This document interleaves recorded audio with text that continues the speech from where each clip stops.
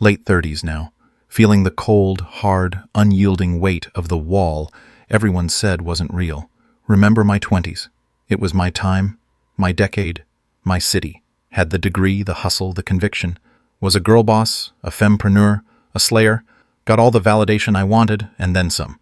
Male attention was an endless, renewable resource. It was a buffet and I was sampling appetizers, always leaving the main course on the table. All the nice guys, the planners, the providers, they were all so boring. They wanted dinner dates and commitment and nesting. Ugh, the patriarchy trying to trap me in a domestic cage. Told myself I was too busy breaking glass ceilings to be bothered by men trying to build wooden fences. My career was everything. I was the future. They were the past. Remember Mark? Mark was the ultimate example of what I didn't want. Mid-20s, engineer, saved his money, drove a sensible car, talked about buying a duplex and renting out half to cover the mortgage. God, the sheer audacity of his mediocrity. Tried to take me to a craft beer place and discuss mutual fund diversification. I ended that date 45 minutes in, told him I had a women's collective meeting, went home and swiped on Chad 4, who had 3 tattoos and a trust fund he was actively trying to blow. Laughed with my girlfriends about how men were so desperate to lock us down before we achieved our full potential. My potential was unlimited. I was an Amazonian warrior princess powered by intersectionality and cold brew coffee. Fast forward to 33. Things start to feel different. Got the promotion, got the condo, got the executive title, but dating apps became a desert. Still swiping, but the quality dropped off a cliff. The Chads were still there, but they weren't swiping on me. They were swiping on the 24-year-old interns I was managing. My internal monologue started getting louder, angrier. It wasn't me. It was the men who were intimidated by my success. They couldn't handle an empowered woman. They were weak, fragile, and terrified of my accomplishments. I deserved a man who was my equal, an alpha who also understood the importance of dismantling toxic masculinity.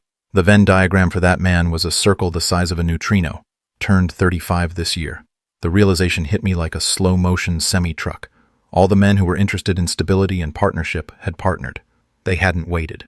The ones left were either divorced dads who wanted a free babysitter, chronic commitment phobes, or broke musicians looking for a sugar mommy with an expense account.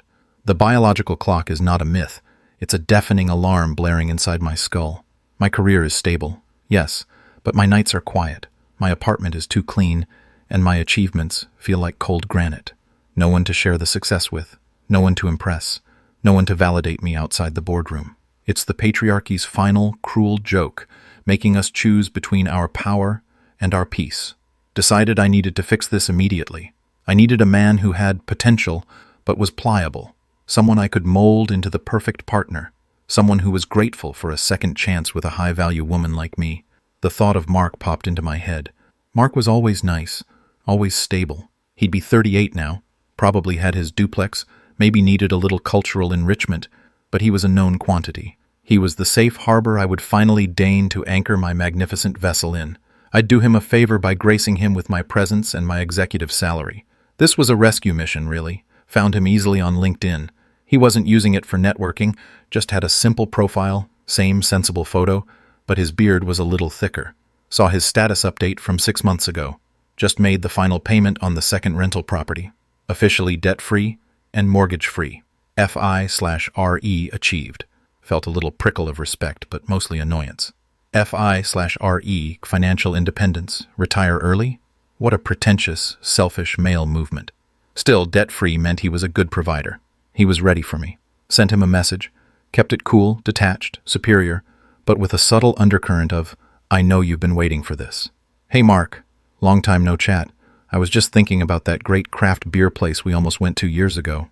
Would love to catch up and talk about life now that I have a little more breathing room after all the career grind. Coffee next week? He replied a day later. Not immediately, which was irritating. His message was short, polite, and completely emotionally flat. Hi. Thanks for reaching out. It's been a while. My schedule is pretty set with personal projects right now, but I hope your career is still going well. All the best. What? Read it 3 times. No enthusiasm, no questions, no mention of my invitation. It was a polite, clinical no. Felt a flush of pure, burning rage. He didn't recognize the privilege I was offering him. He didn't grasp that I, a successful executive, was offering him a second chance. This was typical male passive aggression. I pushed back immediately, sent a longer message injecting urgency and subtle flattery. Mark, that's a shame. I was really looking forward to hearing your insight on the housing market. I'm thinking of investing heavily now that my portfolio is stabilizing. Maybe you can give me some tips? It's hard to find grounded, smart men like you these days who aren't afraid of commitment. He replied in the evening, again taking his sweet time. This time, his response was slightly longer, and it was devastatingly calm.